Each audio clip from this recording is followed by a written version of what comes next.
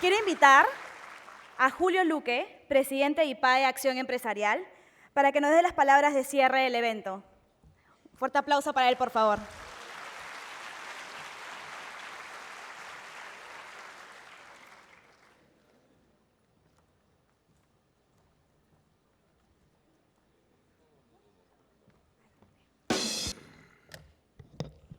Buenos días, buenas tardes.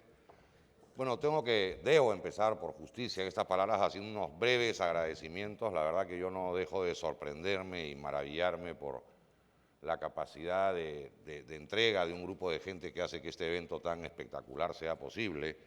Gente que, parafraseando lo que decía el congresista que mencionó el ministro Saavedra, no tiene ningún interés económico ni político, sino simplemente hace que esto sea una realidad.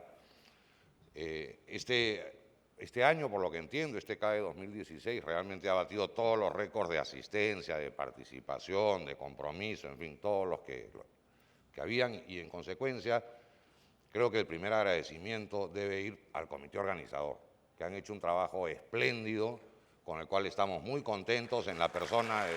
Gracias, de verdad.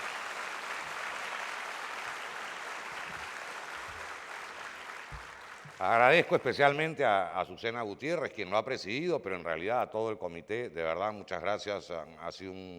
Los resultados, bueno, están a la vista, creo que son espléndidos e inmejorables. Segundo lugar, también quiero agradecer a gente que de repente pasa un poco menos desapercibida, pero que sin cuyo apoyo y sin cuyo buen trabajo esto tampoco sería posible, y son a los colaboradores de IPAE. Esto funciona de la manera en que funciona, con la precisión que funciona, con los horarios, con todo tan bien organizado, porque hay un equipo de colaboradores que durante todo el año viene preocupándose que esto sea posible. Entonces, a ustedes también muchísimas gracias.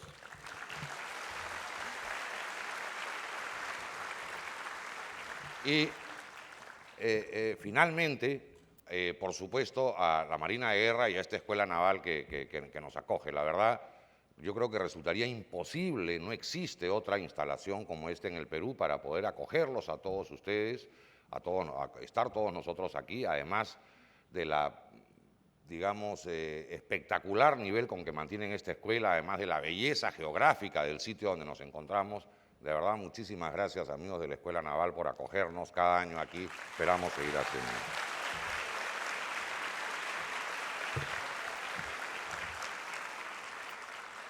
Bueno, seguramente habría más agradecimientos que hacer, pero entonces ya no les podría dirigir unas palabras finales, entonces voy a proceder a los que les quería contar.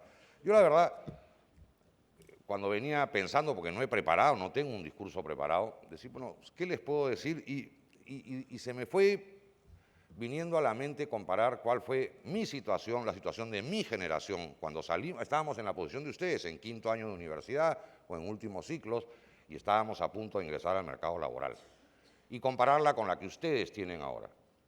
Yo me gradué de la universidad en el año 80, en 1980, soy ingeniero, y salí al mercado laboral con alguna ilusión. El Perú venía de 12 años de una desastrosa dictadura militar que no solo nos había quitado las libertades, sino dejaba el país en una situación económica realmente tremenda. La verdad que bien inocentes nosotros pensábamos que nos venía un futuro interesante, y los próximos 10 años, del 80 al 90, fueron sin duda alguna los peores 10 años de la historia del Perú. Nosotros salimos y asistimos al nacimiento, crecimiento y clímax del terrorismo, de la violencia terrorista en el país. Mi generación representa la generación que no pudo ir al cine. No habían cines en nuestra época, porque claro, los pocos que habían los cerraron porque les ponían bombas a los cines. Nuestra generación, o mi generación, representa la generación que no tiene recuerdos de haber hecho paseos hacia el interior del país porque no podía salir por las carreteras, porque te podían matar.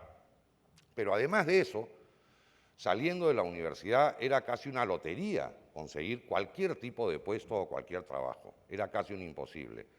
Nuestra generación es la generación, mi generación, la generación que salió y que a los pocos años o meses casi de salida de la universidad perdió toda esperanza en que el Perú era un país viable o que tenía algún futuro. Lo mejor que le podía pasar a alguien de mi generación era irse del Perú. Y así lo hicieron muchos, y lamentablemente algunos quedan fuera. Entonces, imagínense ustedes un país donde lo mejor que te puede pasar es irte. Y no son solo palabras. Si ustedes examinan las cifras, yo me gradué en el 80, entré en el 75. Entre el año 1975 y el año 1990, es decir, 15 años después de haber entrado a la universidad, el PBI per cápita de este país había caído en 33%. O sea, éramos 33% más pobres de cuando yo había ingresado a la universidad. En consecuencia, no había trabajo, no había crédito, y en fin, una serie de cosas de las que hoy gozamos con normalidad, o casi con normalidad, eran para nosotros un sueño imposible. Entonces, pienso, ahora, 2016, esta nueva generación, cuyos líderes estoy seguro que están representados en este auditorio, sale a un Perú muy distinto. Seguramente con muchísimas cosas por avanzar, con muchas cosas por hacer, pero claramente un país donde hay un futuro, donde la gran mayoría, en el caso de ustedes estoy convencido, la totalidad de ustedes va a conseguir un trabajo, digamos, que les satisfaga y que sea atractivo para ustedes, pero que en general muchos peruanos de la generación de ustedes van a conseguir un trabajo donde la moneda tiene un valor, donde hay libertades, donde por supuesto pueden ir al cine, pueden salir a pasear. Todo lo que nuestra generación no lo tuvo, hoy yo creo que lo tienen ustedes de una manera importante. ¿Por qué les digo todo esto? Porque yo sí les puedo garantizar una cosa y que yo creo que es un orgullo de mi generación. Nosotros entregamos a la próxima generación, que son ustedes, un país infinitamente mejor del que nos entregaron nuestros padres a nosotros. Infinitamente mejor. Ustedes hoy pueden soñar con un país que es posible, que es viable, en el que se pueden hacer cosas. La pregunta es si ustedes, cuando alguno de ustedes se pare en mi lugar, 25 años, en 30 años, va a poder decir lo mismo a la nueva generación de líderes que se siente donde están ustedes sentados ahora. Y déjenme decirlo, no lo tienen fácil. Yo creo que lo que ha conseguido mi generación de cambio de país es algo realmente impresionante. Entonces, ustedes van a tener que esforzarse el doble o el triple que nosotros para poder decirle a la siguiente generación, yo también te entrego un país mucho mejor del que yo recibí de mis padres. Y el trabajo es doblemente difícil porque, claro, cuando las cosas están tan mal, no es tan difícil avanzar. Recuerden que este periodo que yo les hablo del 75 al 90, de mi época universitaria de primer trabajo, culmina con el famoso discurso de quien entonces era premier y ministro de Economía, terminando con un famoso Dios nos ayude.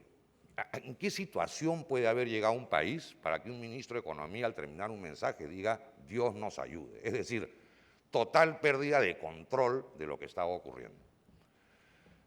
Entonces, ¿qué pasa? Arreglar, ser macroeconómicamente estables, trabajar con sentido común, reducir la inflación, bueno, reducir o eliminar todo el tema de la violencia terrorista, sí fue un trabajo mayor, pero en general eran tareas como más obvias y más evidentes. ¿Cuál es la dificultad para mí de la generación de ustedes? Que para poder afirmar que entregan 20 o 30 años después un país mejor, es más complicado. Ya lo básico está hecho, lo que hay que hacer es mantenerlo, pero manteniéndolo nomás no vamos a llegar a ningún lugar. Entonces ya hay que comenzar a elegir y profundizar en algunos temas específicos. Yo tengo mis preferidos, que no tienen por qué ser los de todos y además no sé si son los que deben ser, pero yo quiero hacerles 3 menciones sobre 3 temas que a mí me gustaría que realmente tomen como un reto. Bueno, en el primero yo creo que hay consenso, y además no lo digo porque esté aquí presente el ministro de Educación, es indudable que el primer reto de ustedes es mejorar la educación para la siguiente generación. Si el Perú no hace eso, no tenemos ninguna posibilidad de seguir avanzando. No lo digo por un criterio de justicia, de que la gente debe recibir, no, más pragmático todavía. Las empresas no van a poder avanzar, no vamos a poder exportar mejores productos, no vamos a poder innovar, no vamos a poder hacer nada si, como nos dice el ministro, si la mitad de nuestros chicos de segundo grado no comprenden lo que leen, o peor aún, si solo 1 de cada 4 puede resolver problemas matemáticos básicos. Si no arreglamos eso, todo lo demás se va a caer por sí solo. Por lo tanto, ese es un primer reto que ustedes tienen para mejorar y que mi generación probablemente estuvo muy ocupada resolviendo otros problemas más urgentes y no le prestó la atención adecuada y debida a eso. Un segundo tema ya es un tema más polémico y especialmente polémico en el grupo de edad de ustedes y que además es una pelea particular que yo llevo hace mucho tiempo, que es la informalidad. En un país con el nivel de informalidad que tiene el Perú, el quinto país más informal del mundo, y ojo que 3 de los que están atrás nuestro son naciones africanas. En un país donde 2 de cada 3 peruanos no tienen planilla, no están en planilla, no tienen ningún derecho ni beneficio laboral, ni vacaciones, ni CTS, ni pensiones, ni acceso a salud, no puede progresar. No es solo un tema de injusticia, es un tema de que es imposible ser productivo o mejorar nuestra productividad. Y si el Perú no mejora su productividad en los próximos 20, 30 años, créame que no vamos a avanzar. Entre otras cosas porque no va a haber dinero, el dinero para la educación que me refería en el punto anterior. ¿Y por qué digo que ustedes están especialmente involucrados? Porque en el tema de la informalidad hay una doble moral imperante en el país y debo decirlo desde mi punto de vista muy propagada entre los jóvenes. Hay que impedir que nos quiten los derechos laborales, hay que salvaguardar los derechos laborales, hay que mejorarlos. ¿Y por qué digo que es una doble moral? Porque 2 de cada 3 peruanos no tienen un solo derecho laboral. 2 de cada 3 mujeres peruanas que trabajan tienen que dar a luz el viernes y volver a trabajar el lunes si quieren recibir un sueldo, porque nadie les va a pagar los 90 días de postnatal. Entonces, si no hacemos algo inteligente, si no aplicamos sentido común, si no nos damos cuenta que tenemos que tener un régimen que permita incorporar masivamente a toda esa gente, realmente yo veo difícil que ustedes puedan cumplir su promesa de entregar un mejor país a la generación que viene. Y un tercer tema, que de repente es el más fácil, pero sin el cual creo que tampoco vamos a ir a ningún lado, es el tema de infraestructura. No es posible, y esto es culpa de mi generación, no de la de ustedes, que para llegar a la principal ciudad del centro del Perú, a la despensa de Lima, que es la ciudad de Huancayo, a la capital de la Sierra del Centro, que está a 300 kilómetros, nos tomemos 10 horas para llegar en un vehículo.